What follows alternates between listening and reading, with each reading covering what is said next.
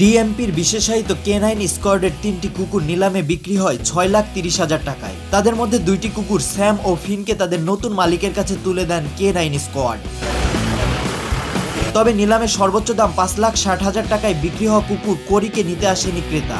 আমাদের ক্যানাইনের 3টি কুকুর নিলামের জন্য উন্মুক্ত করা হয়েছে। সেখানে ফিন নামক ডগ 30,000 টাকা সর্বোচ্চ দরদাতার কাছে, সাম ডগ 40,000 টাকা সর্বোচ্চ দরদাতার কাছে এবং কোরি নামক ল্যাব্রাডর ডগটি 5,60,000 টাকা সর্বোচ্চ করদাতার কাছে দেওয়ার জন্য আমরা উন্মুক্ত করেছি।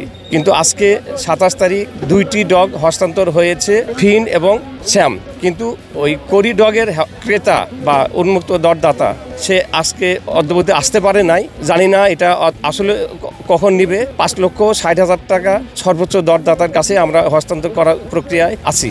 স্যাম ও ফিন 2টি মাঝারি দামের কুকুর। নিলামে যথাক্রমে 40,000 ও 30,000 টাকায় বিক্রি হয় এই 2টি কুকুর। হস্তান্তরের মুহূর্তে নতুন মালিকের মুখে ফুটে ওঠে আনন্দের হাসি, কিন্তু আবেগে ভরা তাদের হ্যান্ডলারের চোখ। আমার অনেক ভালো লাগছে। আমি আসলে সোশ্যাল মিডিয়াতে একটা পোস্ট দেখেছিলাম 1 মাস আগে যে পুলিশ K9 রিটায়ার্ড অকশন করতেছে, সো আমি ওই পোস্ট দেখে আমার অনেক ইন্টারেস্টেড লাগলো। আমি নিজে 11-12 কুকুর আছে, so I am big dog lover myself. So ওই ক্ষেত্রে আমি পোস্টটা দেখে আমি ইমিডিয়েটলি খোঁজ নিলাম কোথায় হবে, কবে হবে। এসে আমি কালকে আগের দিন অকশন করে 2টা কুকুরকে আমি নিয়ে নিলাম।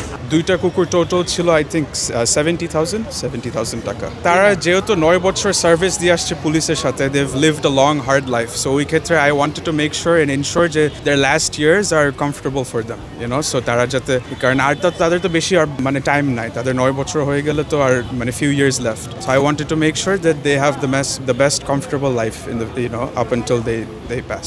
ছোট থেকে একবারে এখন পর্যন্ত ওর সাথে আমি ছিলাম।